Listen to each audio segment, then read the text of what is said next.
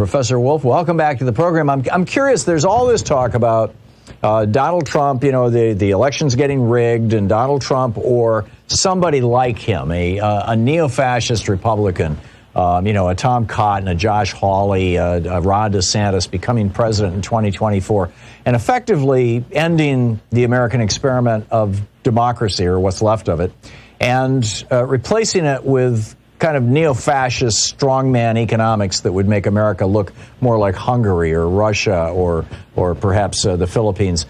What would that mean? What does that look like from an economist's point of view? How different are the economics of modern day fascism or authoritarianism from the economics of what we might call democracy, and what will it mean for the average person? Well, I think, it's unfortunately a question whose time has come, and you're right to ask it.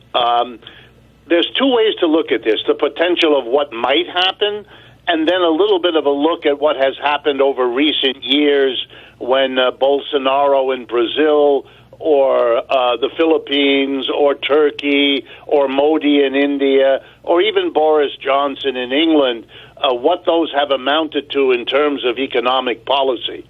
And I think the remarkable thing is not much. In other words, these are people who are specialists in political theater. They cash in on the mass of people who are justifiably angry at what has been going on for the last 30 or 40 years, and above all, the massive transfer of wealth from the middle and the bottom to the folks at the top. That is the number one issue. They say and do absolutely nothing to stop it, let alone to reverse it.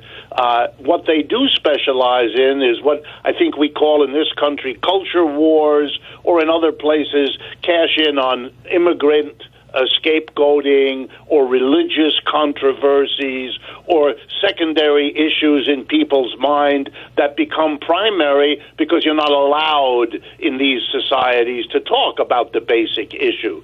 So I think the answer is mostly it's marginal. If a Trump type got elected here, there's no reason to believe that he would do or she would do anything different from what Trump did. Lots of theater, lots of noise, lots of posturing. But in the end, the economic development of this country went on. And my guess is these are not people who ever figured out what the problems in economics are. They've never shown the slightest courage in confronting the problem of a system that doesn't work. So they will make adjustments here and there. When I thought to myself how to answer your question, the only area I thought might come out is that Mr. Trump and people like him enjoy being naughty around ecological questions. So they would, encourage coal or encourage fossil fuels or make light of ecological problems and give maybe those industries a bit of a boost.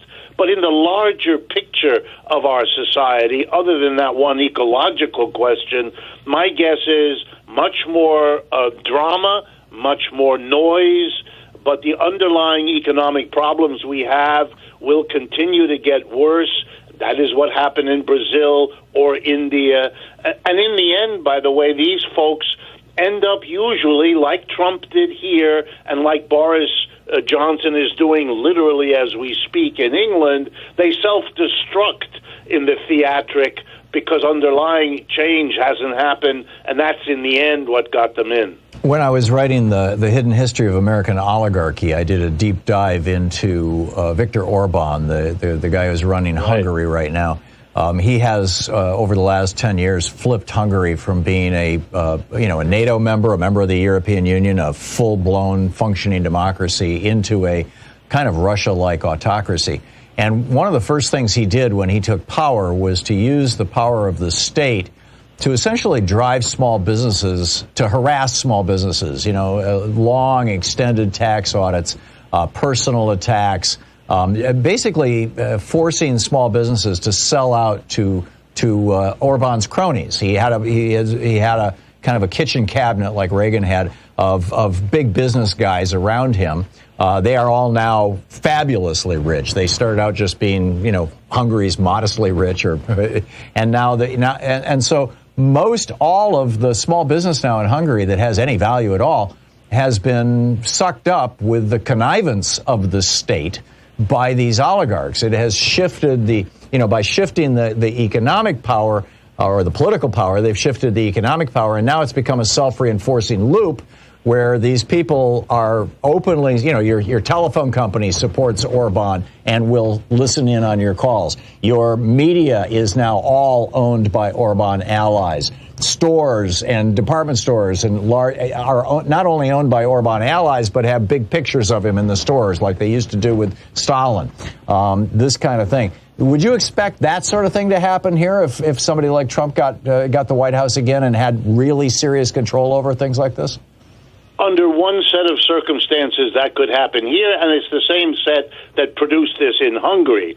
If you have a guy like that come in, if you have someone come in who comes in by the skin of his teeth, by hook or by crook, who is very worried that the political base he has is not strong enough to sustain him, then the only way he can be secure is to provide something to at least a portion of the society that's already powerful, that is so attractive to them that they will in turn give him the political support he wants. And what Orban did is he found that. He found that in the cronies, you call them, quite rightly. He found that in big business that was emerging after the Hungarians were no longer part of the Eastern European bloc there. He said to them, I can help you become a dominant monopolizing force here. We can do it at the expense of the small businesses, but you have to fund me. I will provide the big political theater, and in Hungary's case, it was anti-immigration that did it. I'll get the mass of people at least for a while. That'll be enough time for me to make you super rich, and you fund me. Could that happen here? Yes.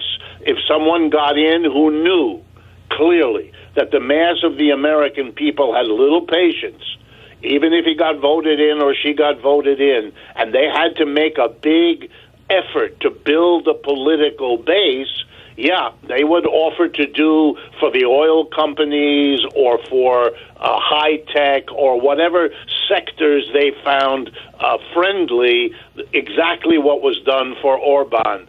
They would extinguish others, fund those who in turn fund them, and you get the kind of what is called in many parts of the world crony capitalism as the result.